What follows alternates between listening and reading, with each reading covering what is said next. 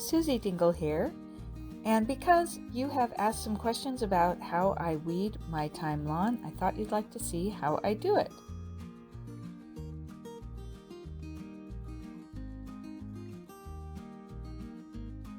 Okay, this is a little trickier because the thyme, this is creeping thyme, woolly thyme, and it is forming a mat.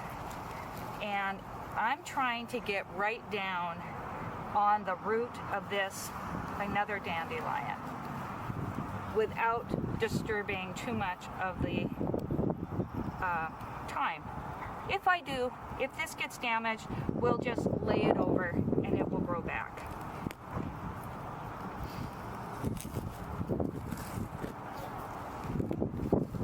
Again, coming down,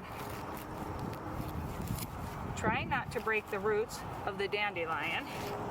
I don't want to revisit this one next year.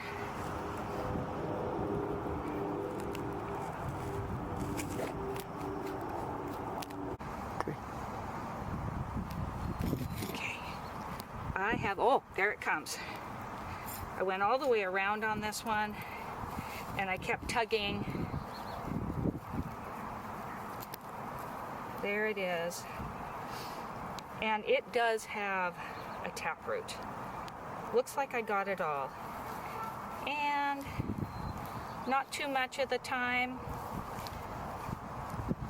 I'll come back along and fill this in with some soil and lay the thyme back over the hole a little later.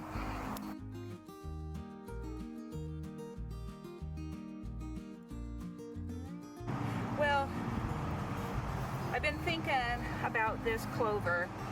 In certain circumstances, I would leave it because it's so good for the garden to have clover and fixing nitrogen. The bees love the flowers, but in this beautiful thyme lawn, it doesn't have a place in this particular situation. So, fortunately, they're pretty easy to remove. They've got one point here from which they grow, although sometimes they do have a pretty big root ball.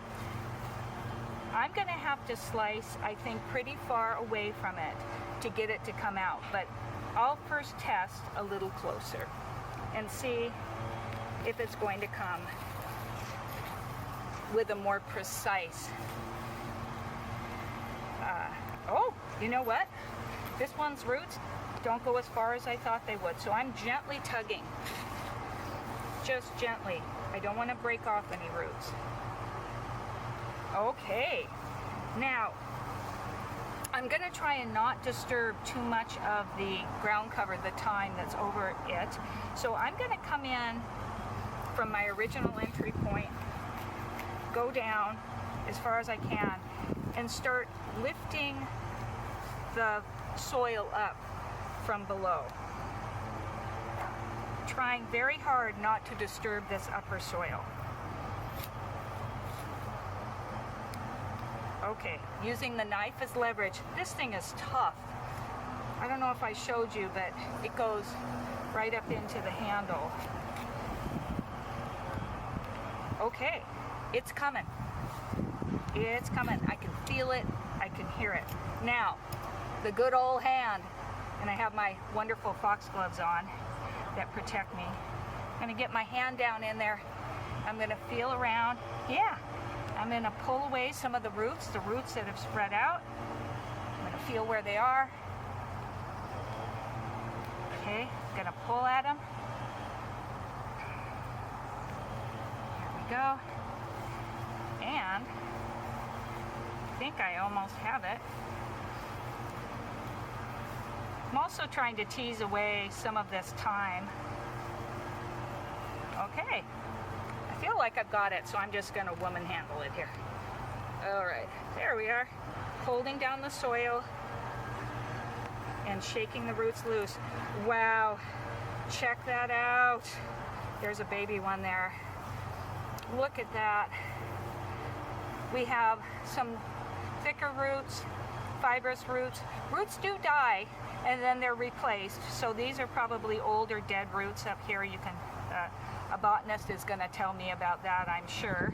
Chime in, please. But look at all that plant for just that little bit of root. Alrighty, I'll keep working on this. I'll come back in and repair the damage that was done.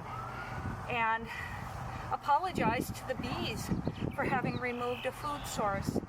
Now, as an aside, we could forage this, we could harvest this, but this is in a setting where there are all kinds of people coming through, cars are next to it, and I just don't feel comfortable foraging for food that I'm not sure what it's been exposed to.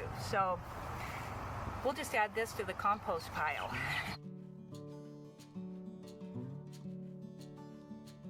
One of the primary tasks in maintaining a lawn like this is to remove all of the little weed seedlings, grass sprouts that come up. This is a very important thing to do because anything short can easily be overwhelmed by little weed seeds that come in. Now some of these, I'm sure, were left over from the original ground that was here, and other things would be dropped in by birds and such. But once it is thoroughly weeded out over several years, you'll find that the task gets easier and easier. Do make sure though, when you're doing this, that you're getting all of the roots. Otherwise you're going to be coming back every year and pulling these things up. That's pretty good. The other thing is once you've removed a weed, that's not thoroughly taken out, so I won't do it at this moment. I'll come back in and get the rest of that little root out of there. But once you have removed it, you need to put something in its place. So if you have a little time, start to put in, but usually what I do is I just put in some soil there and some mulch.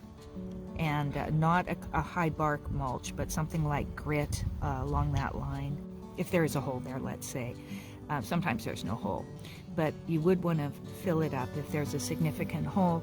And then you'd want to take the pieces of the thyme that are around it and cover it up to discourage anything else from growing in there. Well, it's about 7:30 in the evening, and sometimes working gardens means you got to get out here late. And I am wanting to remove this grass from the thyme lawn at my husband's office. Okay, so it's late and I'm going to try and do this or show it while I dig it up one-handed. What I'm going to do is get underneath the thyme. I'm going to lift it up a little bit and then try and get down underneath it and without disrupting it too much. I just want to loosen the place where the grass is. Can you see how that's lifting up? Like that. And then I'm going to tug on it some. Okay, it's not coming yet. That means I need to get in there a little bit more. I may rock it back and forth some. If it's doesn't come up easily, I will need to make another slice in here. Okay, it might come. I'm not going to yank it out real fast. I'm just gently tugging because I want to not take off very much of the thyme.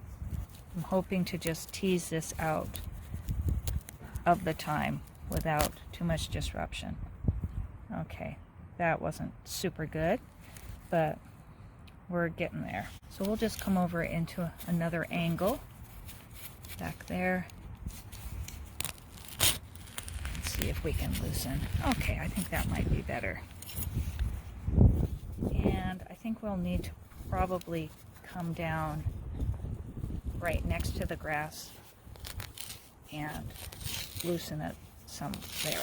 Okay, that wasn't too much disruption to the thyme. sometimes I have to go in there and actually look for where the base of the grass is, or the weed. It would help if I had on my glasses, but I don't, and I'm not going to get them. So it's right there, and it's a pretty big one, so I might have to disrupt this thyme, and if there is a hole there, we will just fill it up with soil. Yeah, this is going to be a little more difficult to get out those roots, so I'm going to have to use 2 hands. All right, to accomplish this, I actually had to hold this with 1 hand, and as I tugged on it, I took my Hori Hori and twisted it back and forth. And now I'm in the process of teasing out the grass roots from the thyme roots. And it won't be too bad, but there you go. That's the majority of it. Just going to do some tugging, shaking, tugging and shaking, gently teasing it apart. There. That was right there. That was the majority of it. So good. I only have about 25 more of them to go, and it's starting to rain, which is nice because it keeps the ground more moist. Okay, these small ones come out very easily. Ah, I love this tool. This is just the best tool. I use it all the time. That looks better. It's now 8:15. Still light enough to see. Got out most of the grasses. I did leave this violet. Okay, so maybe we're gonna have a few violets. There's another one. But I noticed over here a weed that I'm not even sure yet what it is. I've been pulling at it. It's a very, like a fleshy kind of leaf, a very soft leaf in the soft stem, and it's creeping. And I suspect that it came from underneath this cistus. Probably came in on the pot, or a bird dropped it, but looks like it started in there, and I just didn't see it down underneath there, and then crept its way out. So I'm probably going to cover up this entire area here with cardboard and mulch it, because to weed all that out, these little itty bitty things, I don't think so. So we'll just smother it and underneath the cistus, and then we'll start with some new some thyme starts in here, if I'm even going to do it under there. Maybe not. Maybe something else.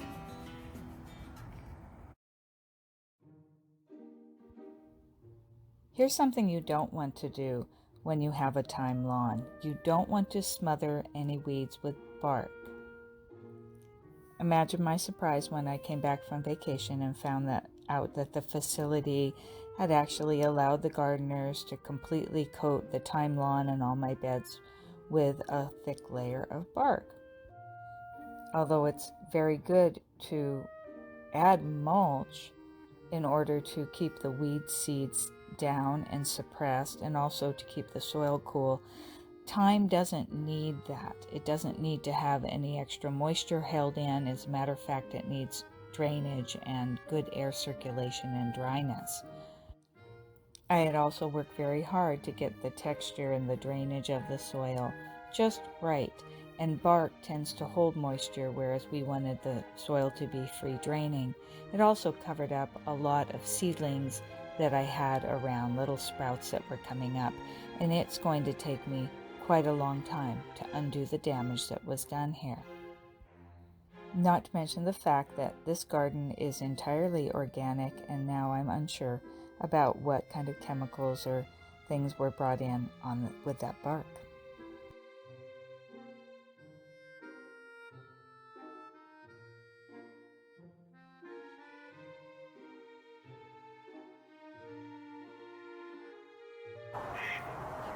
Until next time, keep dreaming, weeding, and in this case, quacking in the garden.